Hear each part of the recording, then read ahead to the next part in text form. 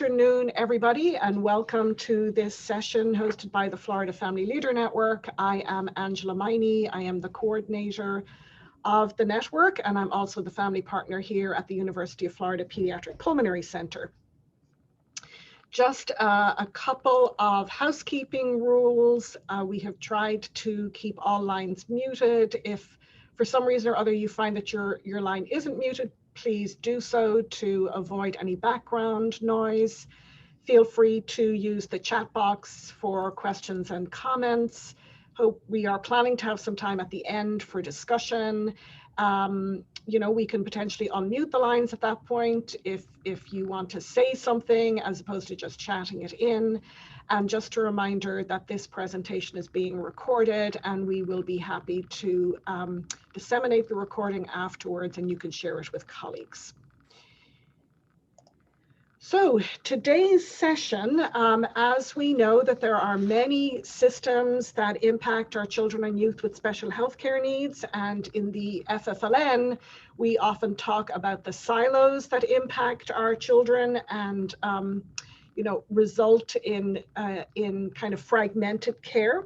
So I am delighted today to welcome our panel of experts who are going to tell us more about medical legal partnerships, which kind of seems like an unlikely partnership, or certainly in the past it has seemed like an unlikely partnership, but as you will see from this presentation, it is a collaboration that is directly helping us to address some of the barriers that families face in getting good care for their children.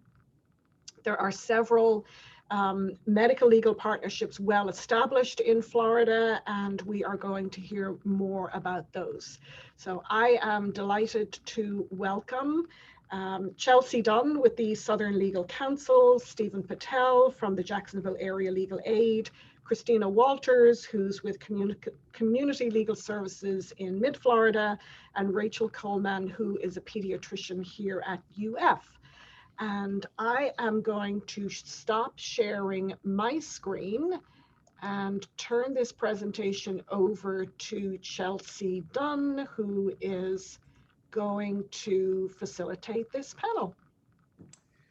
Hi, everyone. I'm Chelsea Dunn, and today, along with my colleagues, we'll be talking to you about how healthcare providers and healthcare centers can integrate lawyers into the healthcare team in order to better address social determinants of health through interventions in the legal system. So today, I'm here with Dr. Rachel Coleman, Stephen Patel, Christina Walters, to talk to you about our medical legal partnerships, and then also provide some tips for starting a medical legal partnership in your area if you're not already served by one. I'm the legal director of the Healthy Kids MLP, which is a collaboration between Southern Legal Counsel and UF Health. I'm an attorney at Southern Legal Counsel, which is a nonprofit law firm in Gainesville. And when I'm not working on MLP cases, I also work on projects related to the criminalization of homelessness, special education law, and children's mental health. Dr. Coleman is a general pediatrician and a clinical assistant professor at the University of Florida College of Medicine. Dr. Coleman has a long-term interest in medical legal partnerships, having been introduced to the concept as a resident, and then taking on the role as medical director for the MLP as faculty at the University of Massachusetts Medical School in Worcester, Massachusetts. In the fall of 2018, she helped found the UF-SLC Healthy Kids Medical Legal Partnership. Christina Walters is a manager of public interest and medical legal partnerships for the Community Legal Services of Mid-Florida, where she organizes medical legal partnership education for a regional network of MLPs, including the Healthy Kids MLP, among others, provides technical assistance to MLPs throughout Florida, and she also oversees the sustainable implementation of MLPs in CLSMF's 12-county Florida service area. Stephen Patel is the director of the Northeast Florida Medical Legal Partnership at Jacksonville Area Legal Aid, which we in legal services call JALA. So if you hear the term JALA, that's what we're referring to. Prior to taking over the NFMLP in 2019, Stephen ran the JALA's Fair Housing Unit for several years. And now I'm going to turn it over to Stephen to give us a little bit of an introduction into MLPs and how they help and why they're important. Hi, Chelsea. Thank you for that introduction. Yes, we're going to talk a little bit about MLPs, but before that, let's talk a little bit about what legal aid is. Unlike in the on the criminal side of the legal system, you do not have a right to an attorney on the civil side, which if you're lower income, attorneys are expensive, it causes a problem. Legal aid is a series of nonprofit law firms that are out there to try to fill some of that gap. It does that through advice, legal, whether that's just advice and counsel, pro se assistance, so helping somebody represent themselves in court, full legal assistance representing somebody in a court hearing, trial, administrative proceeding, systemic advocacy, which we'll talk about some more later on.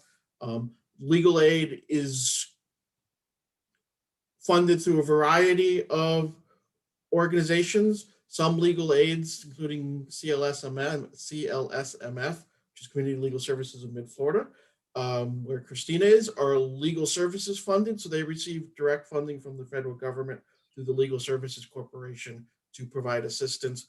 Others are not, like Jacksonville Area Legal Aid, not LSC funded, so we don't receive that direct funding. We do receive funding through grants, donations, attorneys' fees, state and local governments.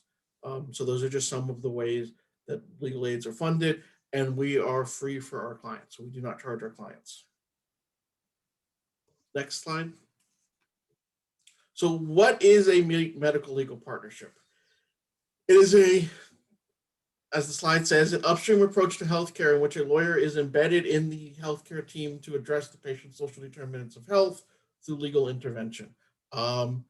Doctors, no matter how good they are not going to be able to solve somebody's asthma problem, a child's asthma problem, if they continue to release them back to substandard housing. The child's going to continue to show up to the ER with asthma attacks. Having a attorney on embedded in the program who knows how to solve those housing issues, to solve the underlying social determinant of health, will stop the child from having to be admitted to the hospital or being seen at the hospital, and can solve those problems through an upstream approach. And the great thing is, if we are embedded, it doesn't require a referral to just here, call legal aid and then have them go through the process. It streamlines it. It makes it for a much more effective and efficient way of actually solving the underlying problems.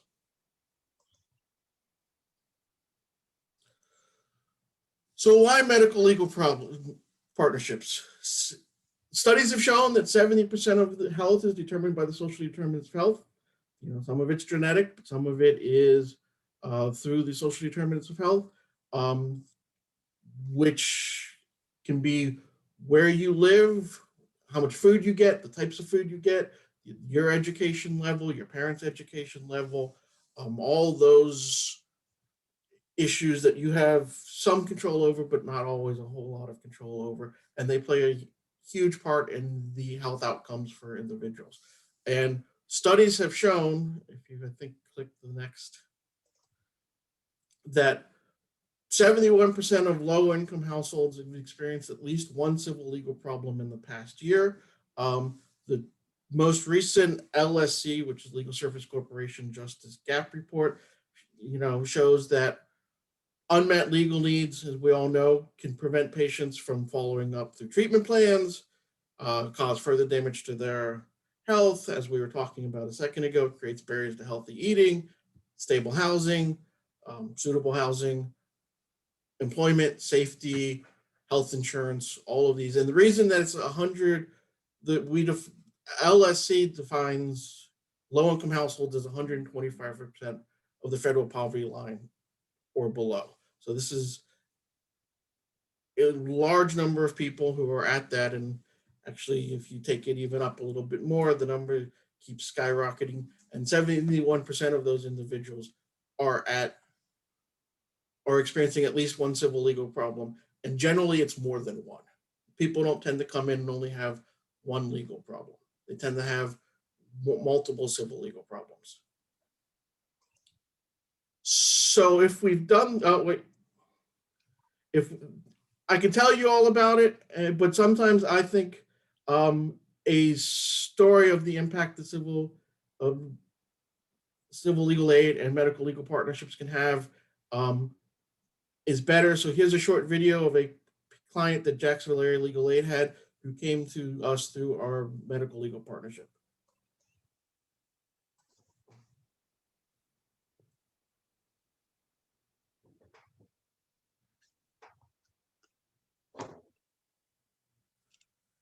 Chelsea, I think you probably needed to share your sound.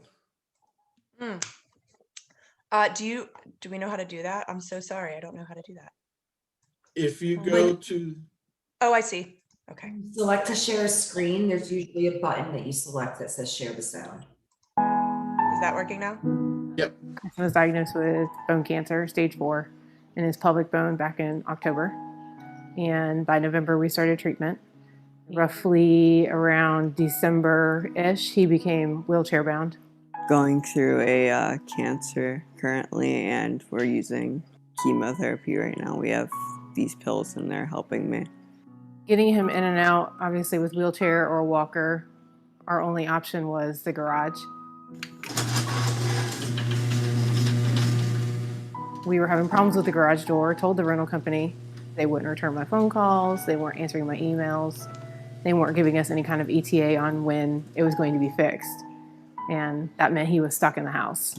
I wanted to go outside a lot, I wanted to, do normal teen things, just go, maybe go outside or go to the mall or something.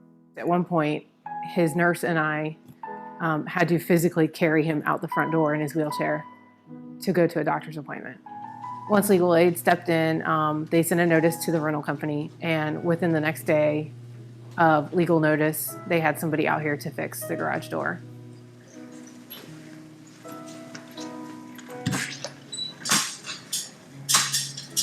As you can see, once we open the front door, we cannot go out because of the stepping stones. Once the garage door broke and he couldn't get out the door or leave the house, I approached them about putting in a ramp and a sidewalk really into the front door. And the rental company kind of went back and forth with me on whether or not they would allow it or not. Legal aid stepped in and helped us. Again, they composed a letter to him asking him if we could put in a sidewalk. Without legal aid, I don't think the sidewalk would be a possibility at all. We're thankful to Legal Aid for all the help they've given us so that we can get our son out of the house. Prior to that, there was no way to get him out of the house safely. Allows him to be more independent, which I know he's missed over the last few months. He's 14 and everything's been taken from him. Thanks to Legal Aid, now I can get out and I love to hang out with my friends, and for a 14-year-old, that means a lot.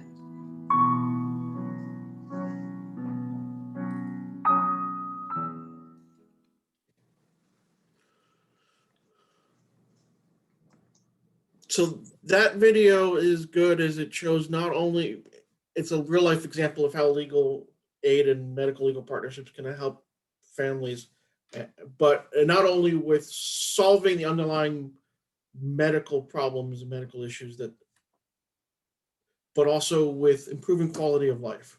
Letting Christian enter and exit the house easily and play with his friends is not going to help solve his underlying cancer diagnosis, but is going to significantly improve his quality of life while he is going through cancer treatment. So how do medical legal partnerships work, and really what do we do? And we focus really on 4 main areas. Training, and that's training healthcare teams, public health, legal teams on how to work collaboratively to identify the social determinant of health issues. And identify these issues upstream so that we can solve the problems, not always necessarily, and not just necessarily for that one individual, but focus more systemically.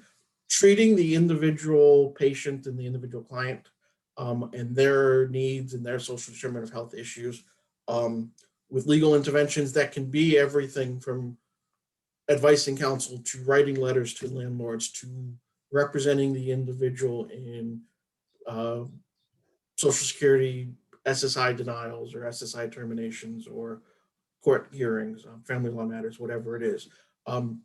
Transforming the clinic practice so that the clinic and the clinicians and their staff are beginning to identify these issues and look at it not just from a medical perspective, but from a perspective on how to treat the whole person and the other issues that are out there.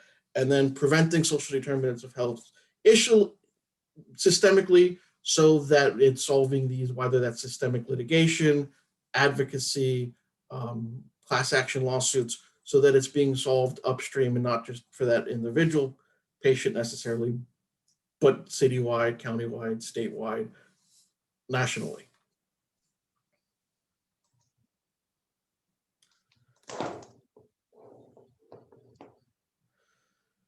And in the medical legal partnership community, we go through the IHELP, which stands for income, housing, and so education, employment,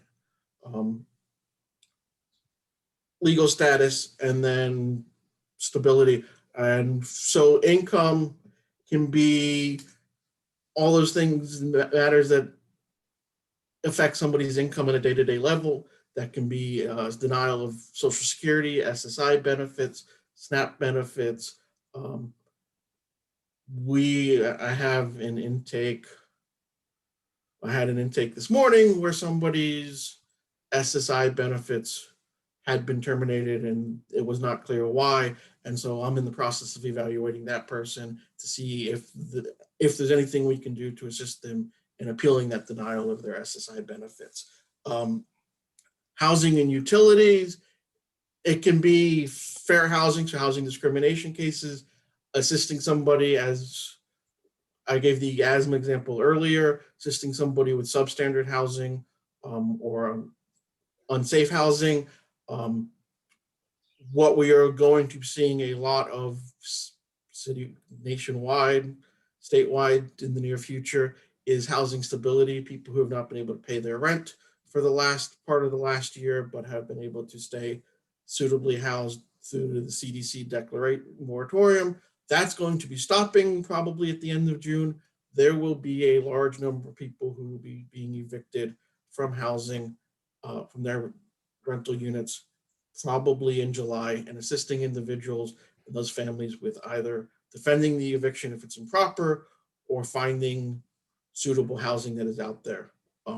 Or just some of the examples for things that for housing, and also utilities, whether it's an improper shut off, whether it's the city or the county or your landlord who's not providing you with the appropriate utilities or is shutting them off, whether that's appropriately or not. Those are just some of the areas in the housing realm that medical legal partnerships can assist. This is Chelsea again. The E stands for education and employment. So we're thinking about education. A lot of the cases we see are going to be based on accommodations in education. So there are two main laws that we look to when we're thinking about making sure that kids with special health needs might need accommodations at school. Section 504 of the Rehabilitation Act and the Individuals with Disabilities Education Act.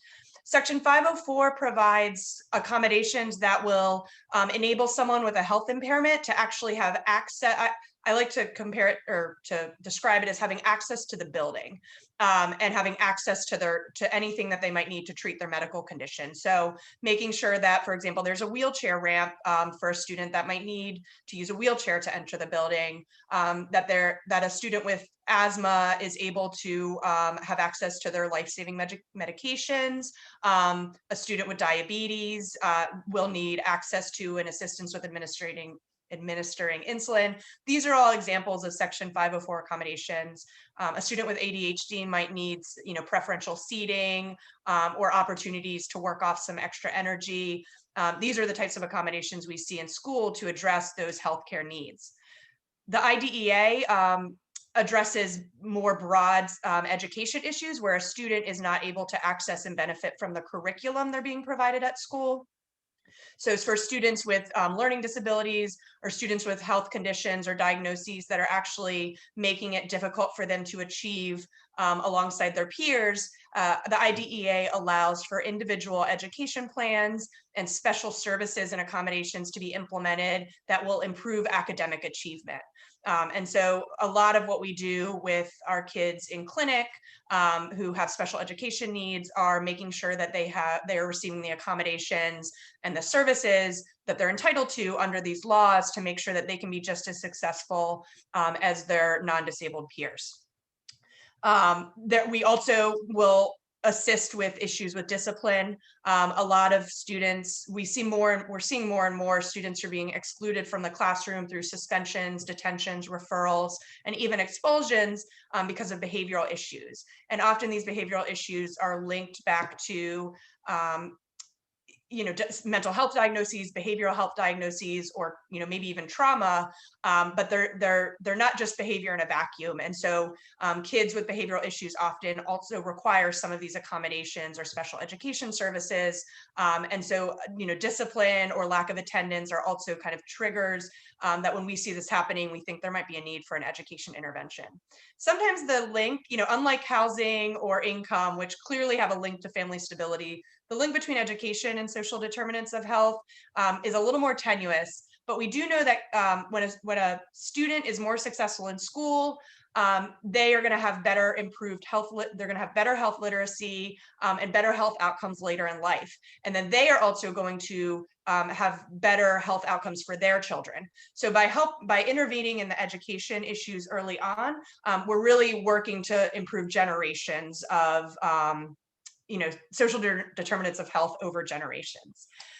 When it comes to employment, what we see a lot in the MLP context is families who are taking a lot of time from work to make sure that a child's medical needs are being met. So it might be time off work to go to medical appointments or other types of treatment.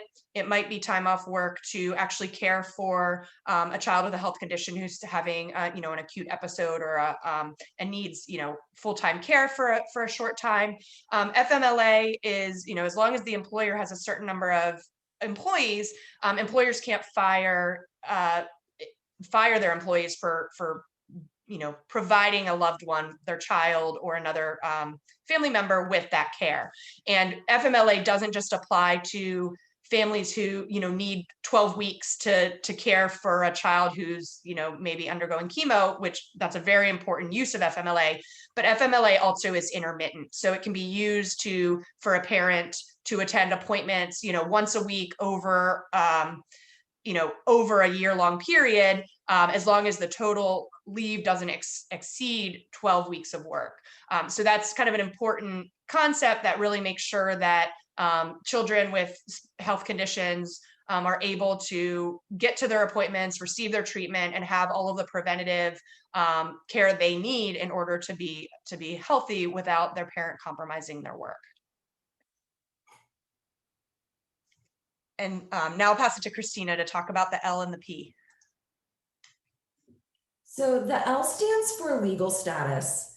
And legal status could be a variety of cases. We have the discharge upgrades that fall into legal status. So helping a parent getting a better discharge upgrade or discharge status on their veterans paperwork can help them access different benefits through the Veterans Administration.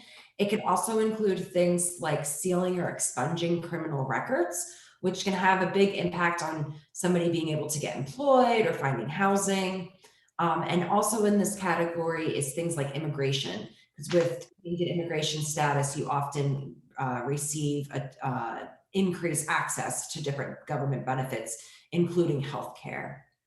The P stands for personal and familial stability, and that encompasses a lot of things. It's all of our family law type cases. So divorce, child custody, paternity, what we call time sharing, which is your old visitation, who makes decisions for children, all of that fits into this category. Also in this category be things like having a healthcare surrogate form filled out for somebody, having a will or power of attorney put in place, those types of things that help stabilize the relationships amongst the family. Guardianship, guardian advocacy all fall under this personal and familial stability.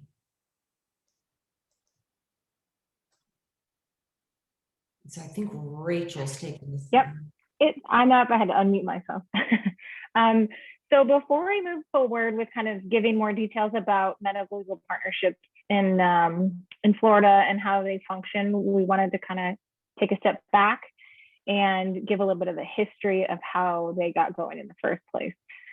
So one of the first documented kind of informal partnerships was at the Delta Health Center in Mound Bayou, Mississippi in the 60s.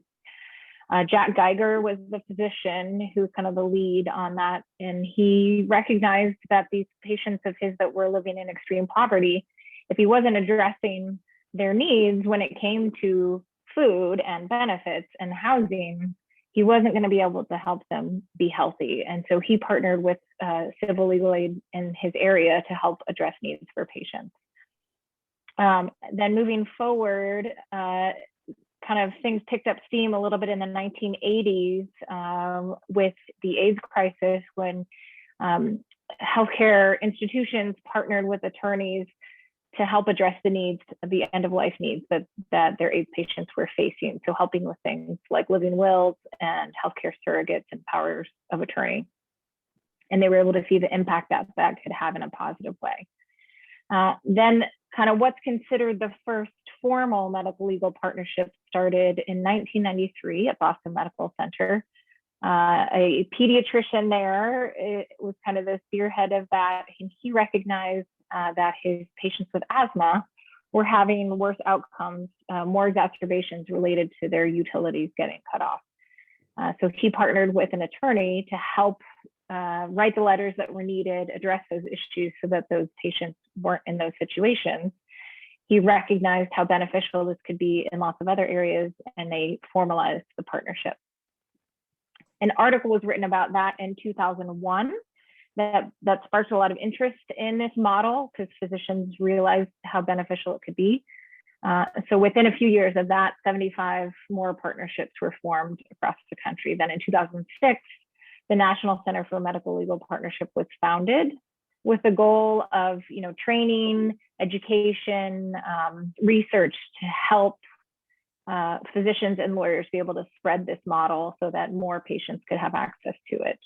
And now, present day, we have over 400 partnerships in 49 states, which includes 37 children's hospitals. So we've come a long way, and what we hope is that it will just continue to grow. So now I'm going to talk to you guys a little bit about MLPs in the state of Florida. We did in 2019 a survey of the region. Chelsea mentioned at the beginning that I lead a regional network of medical legal partnerships. So that includes Georgia, Alabama, Tennessee, and the Carolinas. And so through that, we did a survey, and the information I'm providing you today is just based on those responses we got from the Florida folks. Go to the next slide. And this slide shows you the growth of medical legal partnerships in Florida throughout the years. We had our first one form in 1996. We only had that one for a couple of years, and then we had one every year or so until 2013, roughly. 2014, we saw a couple of them grow. And then we had a big jump between 2017 and into 2018. And that's because at that time, we had a learning collaborative. I think if you click, it'll show fun, yay. We had a learning collaborative that took place with 11 different legal aid organizations in the state. And they worked with leaders from the National Center of Medical Legal Partnerships and others, leaders throughout the country, to really go through how to properly develop a medical legal partnership, how to form those partnerships, create that that team, and really embed the attorney into the healthcare sector. And so we saw at that time, I want to say it was like 6 new partnerships form. Next slide. So at the time of the survey, we had partnerships that covered 31 counties in the state. Some of these counties have more than one medical legal partnership. So for example, in Broward County, there's a couple of different partnerships that exist. Same thing within Miami. And then other counties that, while they're included on this list, the partnerships are very limited in terms of who they serve. So for example, Orange County is on that list because my organization has a partnership with Grace Medical Home here in Orlando, but we only serve folks who are patients at Grace Medical Home, and they only serve residents of Orlando. So it's narrowed in that way. But we also had, at the time of this survey, 8 partnerships that were in development, and they would increase us up to, I think it's 38 counties that had at least one medical legal partnership, and would help us get into some of those counties over in the Panhandle. Next slide. So this is a breakdown of the different healthcare partners throughout Florida's established partnerships in 2019. We had 18 total partnerships, and that was 37 healthcare partners were included. So sometimes the partnership includes one legal entity in one healthcare center, and other times it's multiples of one or both of those categories. And you'll see here that we had 3 children's hospitals, many healthcare centers, primary care, and then also some VA hospitals. Those were kind of the majority of ours. Next slide. Payment models for medical legal partnerships. So many of them in the state of Florida are funded through grant fundings and foundations. And that's great as an early model, but it's typically not sustainable. Usually your funders from our grants and that type of thing, once they see that we've been established as a program where we're getting results, they expect us to be able to find funding elsewhere. A lot of health centers in the state and throughout the country are stepping in and providing this funding because they're realizing the return on investment that can be received by investing into a medical legal partnership and having an attorney on the team. So you see there that the pediatric MLP in Jacksonville is actually funded by Wolfson, and that the MLP at FIU is funded by the College of Medicine.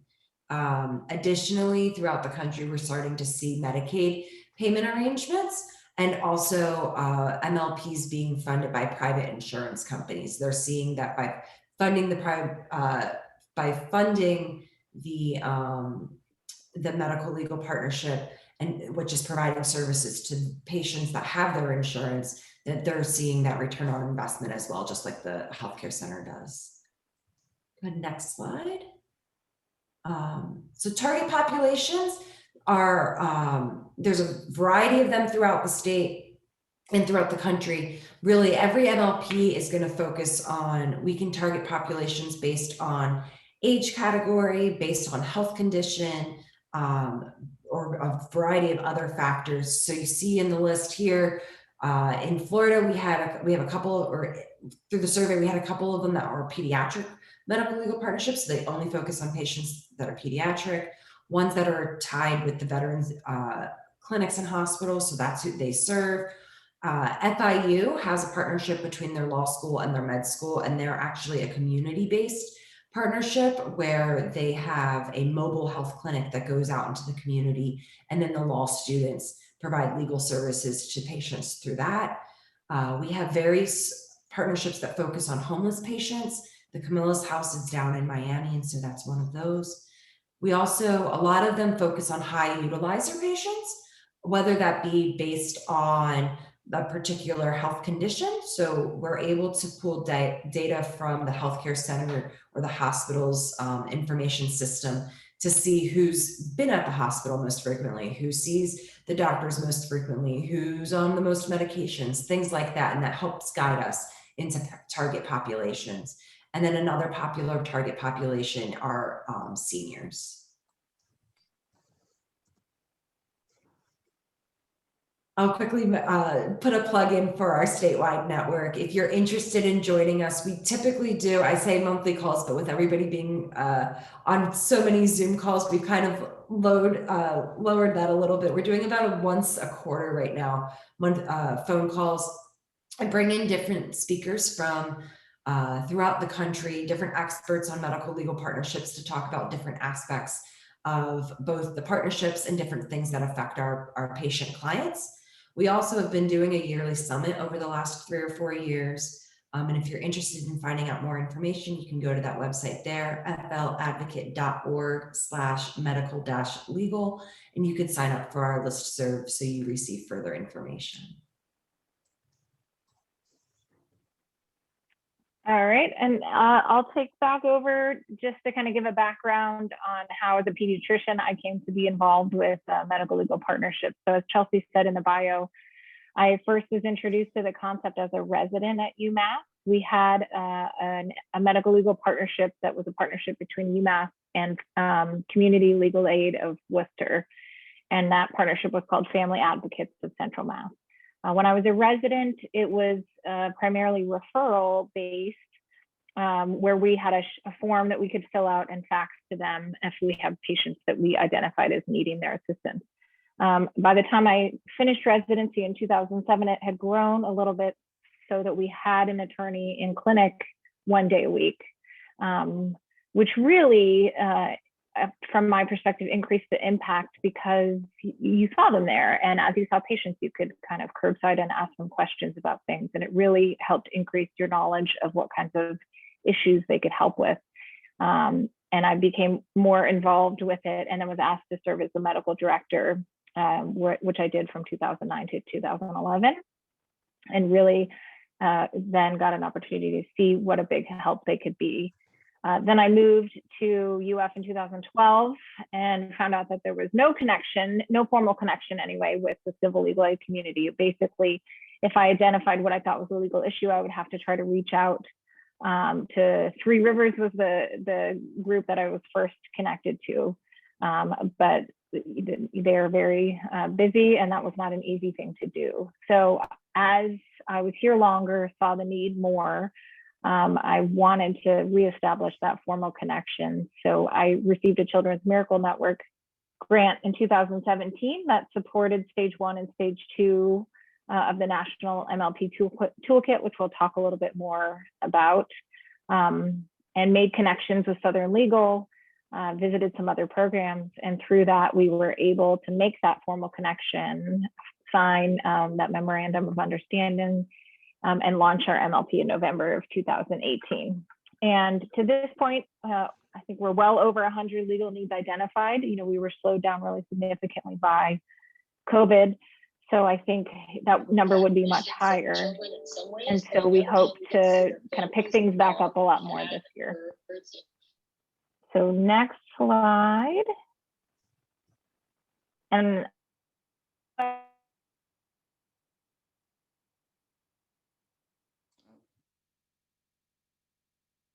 Great. I think Rachel's frozen, but I was going to take over from her on this slide anyway. So I'll tell you just a little bit about our MLP and how we launched. We don't have a ton of capacity. We're not fully funded. So we started as a pilot program. And we started in the severe asthma clinic.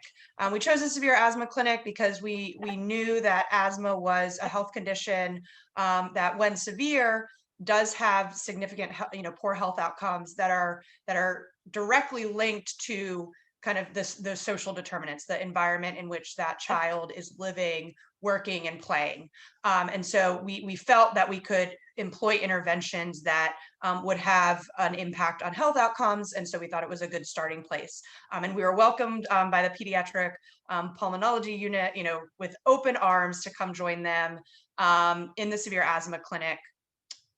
We started in November 2018, and we are present. We actually physically go. We're embedded in clinic between 3 and 4 times a month. They have the severe asthma clinic, and we go into the clinic and we screen patients for legal needs in their exam room, which we think is great to be able to do that because again we're having communications with the medical providers. We have established relationships, but it's something we're only able to do really in a limited capacity because of the time it takes to be in clinic, which is why a lot of MLPs function on a referral basis. We expanded about 6 to 8 months ago. So once COVID allowed us to resume in-person clinic visits, shortly after that, we expanded into the UF's Youth Gender Program, which is a clinical program out of the Department of Endocrinology that assists LGBTQ youth who are either experiencing gender dysphoria or considering a gender transition later in life. And my firm, Southern Legal Counsel, we actually have a long history of trans rights work and helping individuals accomplish things like name and gender marker changes. So this was a clinic that we were particularly well suited to support the legal needs of the patients. We've also trained providers in the sickle cell, actually just generally in pediatric hematology oncology and in pediatric endocrinology, and specifically take referrals from the sickle cell clinic, the diabetes clinic, and the sleep clinic, because these tend to be patient populations that are kind of similar to the severe asthma clinic. They tend to have high Medicaid utilization rates and have conditions that are particularly susceptible to negative impacts from social determinants of health. And so we've started working in these clinics and are, again, we're still small, but we're hoping to be able to demonstrate some of our impacts and maybe secure funding either from an outside source or from our healthcare institution, which we don't currently have. The legal issues we tend to see the most in our clinic populations are obviously issues with housing, mold, lack of AC, poor ventilation. We also have done a lot of work with children who are in kind of, they're not being cared for by a parent. So they're in alternate custodial arrangement or just being cared for by an informal caregiver. And the problem with that is that that caregiver might not have authorization to be able to consent to the medical treatment the child needs. And so we've assisted in obtaining temporary or concurrent custody for caregivers who are primarily responding to the child's needs and need to be able to consent to any medical treatment. And that can be really important, for example, in the sickle cell clinic or the diabetes clinic. We do a lot of education work on behalf of our patients, both for accommodations related to their, the health condition that puts them in the sickle cell clinic, but also more generally to just special education issues generally. A lot of our patients have more general education needs, and we do what we can to advocate for them in school. And again, we, especially primarily the Youth Gender Program, we help patients with name and gender marker changes. All right, I'm back up. So the NFMLP has been around in various iterations since the early 2000s. Prior to 2017, it was a general MLP that accepted referrals from pediatric and adult partners, was funded entirely by JAWLA, so had no outside funding from any of its partners. In 2016, my predecessor started going around to the various partners we were working with and started having conversations with them about possibly funding us, and Wolfson Children's Hospital agreed to fund the NFMLP basically in perpetuity. So we switched to the current model, which is a pediatric MLP. The agreement we came to with Wolfson is they're partially funding us now, but we're also in the midst of a multi-year fundraising campaign, whereas if we raise $1 million, they will match it at 125% for a total endowment of $2.25 million, which will be run by the Baptist Foundation. The guy in the picture, Mike Freed, is a lawyer in Jacksonville. He's decided to take this on as his mission to raise us the $1 million. And he does this by running 6 marathons in 6 days, from the state Supreme Court building in Tallahassee to the Duval County courthouse in Jacksonville. If you actually plot it out, there's a courthouse about every 26 miles between the two. 6 days, starts and stops at a different courthouse every day. We've raised more than 1.5 of the $2.25 million total so far through his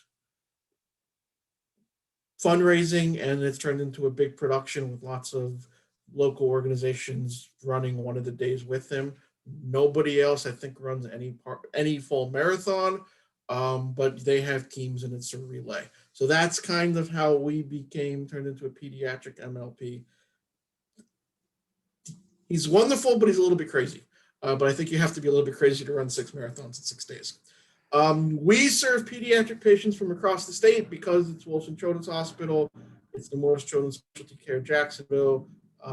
So if somebody comes in, regardless of where they are, regardless of where they live in the state, if they have a problem that's identified, it'll get referred to me. And then if it's not in a county that Jacksonville Area Legal Aid assists with, I would refer it. So I refer to CLSMF pretty regularly for issues that are from patients who are down in Orlando. And the like, while we are embedded at Wilson Children's Hospital, I actually have an office with the social workers at the Baptist downtown campus. We also receive referrals from UF Health Pediatric Specialty Clinics. I, back pre-COVID, used to spend basically every Wednesday afternoon at the Bauer Lyman Center when they were doing new patient intakes, so that if they identified any social determinant of health or legal issues, I was already in the building on the floor, so all they could call me in and we could do a intake and a screening and start the process of assisting them right then and there. As I said, I also assist with the Morris Children's Specialty Care, community peds care. At Jackson, we basically, I accept everything that Jacksonville Area Legal Aid either does internally or can pro bono out or refer out. So housing, consumer benefits, social security issues, immigration issues, family law, divorces, domestic violence, those sorts of matters, guardianships, temporary family custodies, which Chelsea was talking about. That is, I think, going to be a big issue with any pediatric MLP. We do not have an education law attorney on staff at Jacksonville Area Legal Aid, but that is something that I refer to either Three Rivers or other organizations around the state. So everything basically gets referred through to me, and then I either keep it myself or send it to the appropriate unit. We average about 300 referrals a year for various legal issues.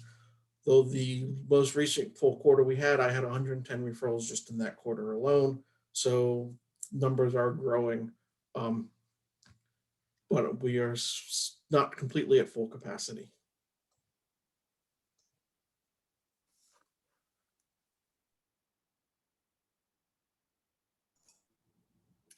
All right, so CLSMF has a partnership pilot with Nemours Children's Hospital here in Orlando. And we are serving patients and their families that live within CLSMF's 12 county service area. Like Stephen mentioned, if they're outside of our service area, we make those referrals over to the appropriate legal aid there. And that's because of the restrictions that we have with the federal funding that we receive. We can only help certain counties. We ran this pilot from July through February. And right now we are in phase 2 of the pilot, which is collecting the data, presenting that to Nemours leadership team, which we've already accomplished. And now we are searching for funding for it and doing some quality improvement, making sure that we have the right systems in place. So when we do have that funding, we can hit the ground running. In this pilot, what we did was we had the social workers who were already doing some screening for social determinants of health. And so we asked them at that point that if they identified anybody who had a need to refer them to us. We received 37 families referred to us. There was a total of 43 legal issues. Like we mentioned before, many people have more than one legal issue to be addressed. And I would probably guess that there were even more legal issues that we just were unable to identify during the pilot timeframe because it wasn't that long. On the social determinants of health screening, they had an average of 4.3 positive responses on that screening tool. This compared to only just about 2.5 for patients in the hospitalist general service. So out of the whole population, patients are generally marking 2.5 issues on their social determinant screening, but the patients that were referred to us were had many more issues, and we're selecting yes to 4.3. So our most common legal issues that we were assisting with were Social Security, landlord-tenant, special education, and then Medicaid. We had a couple of children who needed some special durable medical equipment that was being denied, and so we helped appeal those denials and get those children that equipment that they needed. The systems change that's mentioned here goes to what Stephen said at the beginning, where we look at more of that upstream population health type issue. What we noticed during the pilot is that we had a large number of patients who had Medicaid but did not have food stamps. And we thought that was strange, because if you qualify for Medicaid, you're generally qualified for food stamps. And what we found out was that Nemours actually has staff who does Medicaid applications for patients who are inpatient at the hospital and don't have health coverage. That's phenomenal. But what they weren't doing was checking the box that says, yes, this is also an application for food stamps.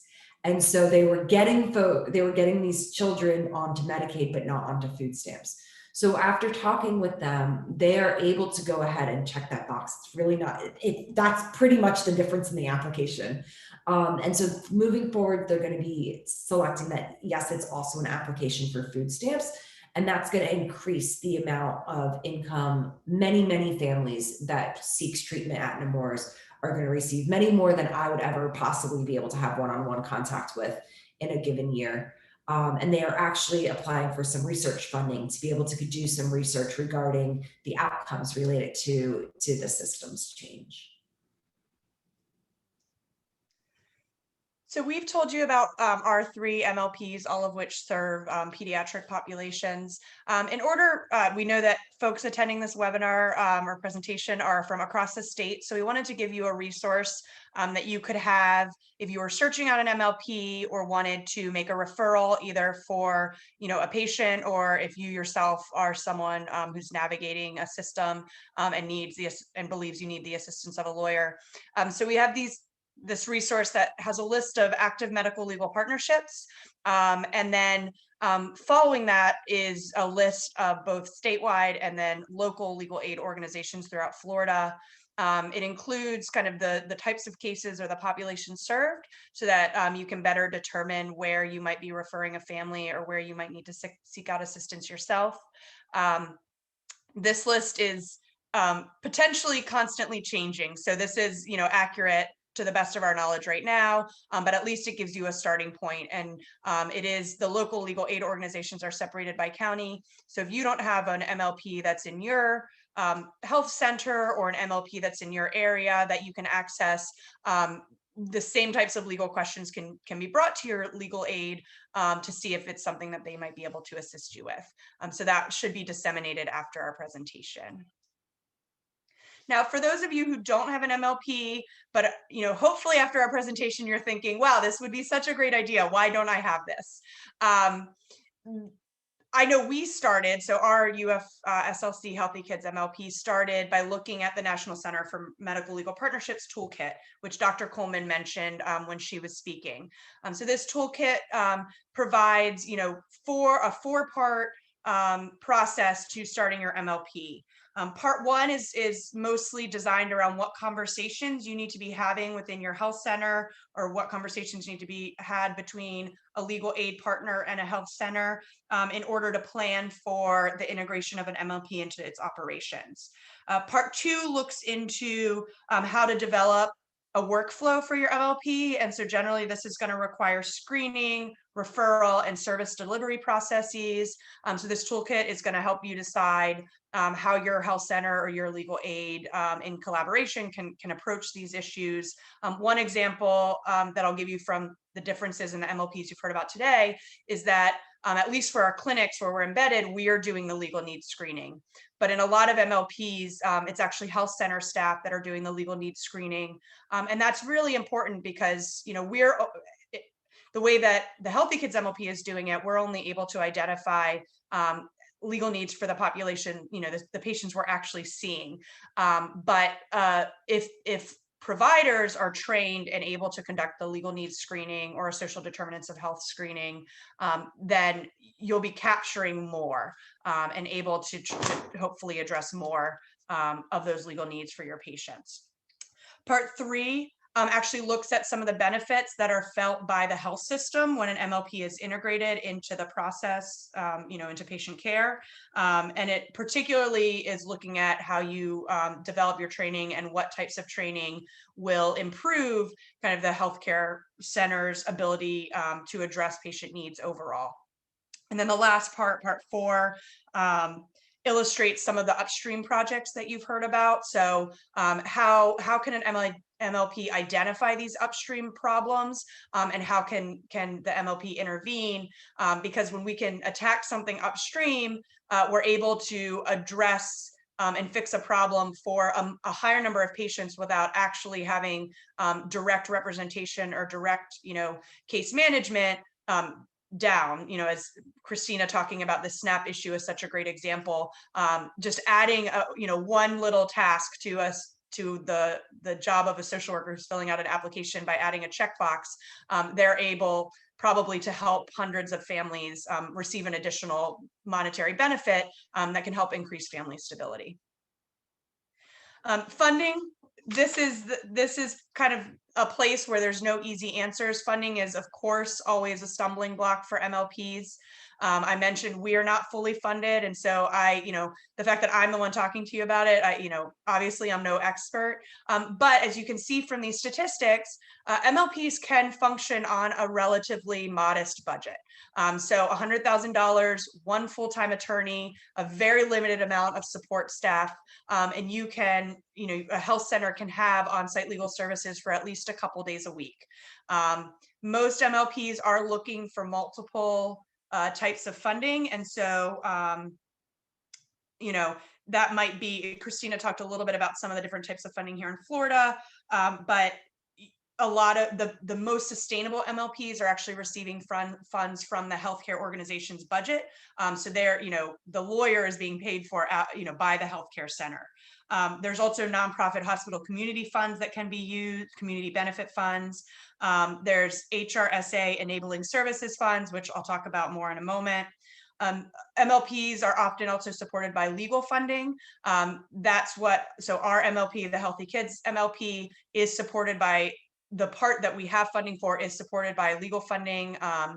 Those funds for us, they come from IOTA funds is the term. It's interest on legal trust accounts, which is a type of funding provided by our statewide bar organization's charitable foundation. They administer grants, and we have a grant that covers some of our MLP work from those legal funds. LSC, Legal Services Corporation funds, can fund MLPs, and Stephen and Christina talked about that. There's also innovative funding delivery models that have become more and more common. Christina talked about, I think, 7 states that have some of this innovative funding. And those funding models are actually using Medicaid or Medicaid waiver funds in order to fund MLP services and legal services, because overall, a healthcare institution that has a lawyer addressing social determinants of health and health harming legal needs on staff is actually going to see a financial return on that. And so it's kind of it's another way of delivering preventative care to a patient. It's just that it's someone looking at legal issues that are influencing patient health and giving bad outcomes rather than the delivery of health services. Excuse me. So the HRSA funding in 2014, the National MLP worked with Department of Health and Human Services, the Health Resources and Services Administration, so that civil legal aid would be recognized as an enabling service that health centers can include in their federal grants. These funds are particularly significant because they represent federal recognition of the importance of legal services in patient care. And this change gave health centers a tangible way to support legal services in their clinics, while opening the door for 23 million people who receive their health care at a health center to have access to the services of a medical legal partnership. And so, these stats are old. So back in September 2015, there are already 6 health centers that were receiving this HHS funding. But this is another kind of way that health centers can think about how to utilize existing funding streams to implement an MLP at their site. So, I think the most important thing in considering how to start or how to encourage your health system to implement an MLP would be to think about some of the impacts. I think we've given some concrete examples of how an MLP can address systemic problems and solutions. More specifically, we cite here a literature review that looked at studies and articles published between 2013 and 2020. And they identified a number of really concrete ways that an MLP has a positive impact on patients. The first and kind of most obvious being that there were improvements in the health and well-being of patients who reported less stress, who had better treatment compliance, who had fewer emergency room visits, and who had better access to preventative care. The research, the literature also shows that patients at a health center that has an MLP usually have better housing and better utility stability, and that they also have improved access to financial resources and concrete supports, including the ability to access and recover financial benefits, such as Stephen talked about SSI, we talked about food stamps, other sorts of financial benefits, and also access to other resources that help them to meet their basic needs. The other kind of concrete benefit to MLPs are improvements in healthcare systems workforce.